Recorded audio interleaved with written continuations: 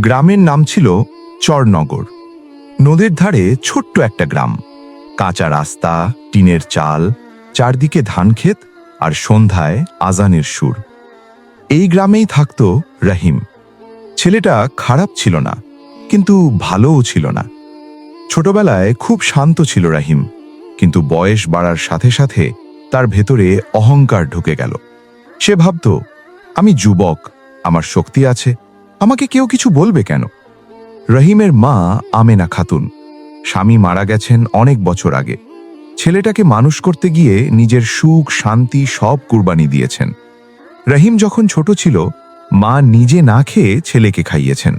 শীতে নিজের গায়ের চাদর খুলে ছেলের গায়ে দিয়েছেন। কিন্তু রহিম বড় হয়ে এসব ভুলে গেল। একদিন ভোরে মা ঘুম থেকে তুলে বললেন, বাবা, ফজরের নামাজটা পড়ে যা। রহিম চোখ কুঁচকে বলল, ঘুমোতে দাও তো, সারাক্ষণ নামাজ নামাজ করো কেন? মা চুপ করে গেলেন, কিন্তু বুকের ভেতরটা ভেঙে গেল। দিন দিন রহিম বদলাতে লাগল। নামাজ ছেড়ে দিল, খারাপ বন্ধু ধরল, হারাম ইনকামে জড়িয়ে পড়ল। মা যখন বোঝাতেন, রহিম রেগে যেত। একদিন মা বললেন, বাবা, হারাম টাকা জীবনে শান্তি আনে না। রহিম গর্জে উঠল, তুমি কি বুঝো এই যুগ? এই সব দিয়ে এখন কেউ চলে না। মায়ের চোখ দিয়ে পানি পড়ল। তিনি শুধু বললেন, আল্লাহ জানেন। সেদিন রাতে আমেনা খাতুন ঘরে ঢুকে দরজা বন্ধ করলেন, জায়নামাজ পেতে বসে গেলেন। হাত তুলে কাঁদতে কাঁদতে বললেন, হে আল্লাহ, আমি তো আর কিছু চাই না, আমার ছেলেকে তুমি সঠিক পথে ফিরিয়ে দাও। আর যদি তার জন্য কষ্টই লেখা থাকে, তাহলে সেই কষ্ট দেখার আগেই আমাকে তুলে নাও। এই দোয়ার পর থেকেই রহিমের জীবনে অশান্তি শুরু হলো। যে ব্যবসায় হাত দিল, লস। যে বন্ধুকে বিশ্বাস করল, ধোঁকা। একদিন হঠাৎ পুলিশের হাতে ধরা পড়ল। গ্রামে লোকজন ফিসফিস করতে লাগল, আমেনা খাতুনের দোয়া লাগছে মনে হয়। জেলের অন্ধকার ঘরে প্রথমবার রহিম একা হয়ে গেল। কেউ পাশে নেই। সেই রাতে তার চোখে ঘুম এলো না। হঠাৎ সে স্বপ্ন দেখল, সে একা কবরের ভেতর, চারপাশে অন্ধকার। একটা কণ্ঠ বলছে, তোর মা কাঁদছিল, তুই শুনিসনি কেন? রহিম চিৎকার করে ঘুম থেকে উঠল, বুক ধরভর করছে।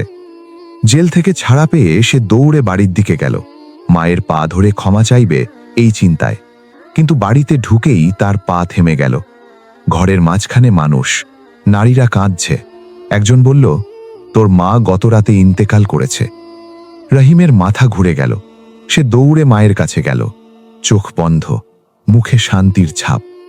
এক প্রতিবেশী বলল, মরার আগে শুধু একটাই কথা বলেছে, আমার ছেলেটাকে আল্লাহ হেদায়েত দিক।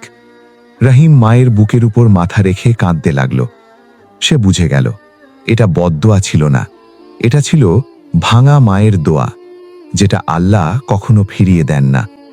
মায়ের কবরের পাশে দাঁড়িয়ে সে বলল, আম্মা, আমি আর ভুল করব না, তোমার চোখের পানি বৃথা যাবে না। সেদিন থেকে রহিম বদলে গেল। নামাজ ধরল, হারাম ছেড়ে দিল, গরিবদের সাহায্য করতে লাগল। আজ রহিম নিজেই মসজিদে বসে ছেলেদের বোঝায়, মায়ের দোয়া জান্নাতের রাস্তা, আর মায়ের চোখের পানি আল্লাহ কখনো ফেলতে দেন না। মায়ের বদদোয়া বলে কিছু নেই, আছে শুধু ভাঙা হৃদয়ের দোয়া, যেটা আল্লাহ কখনো ফিরিয়ে দেন না।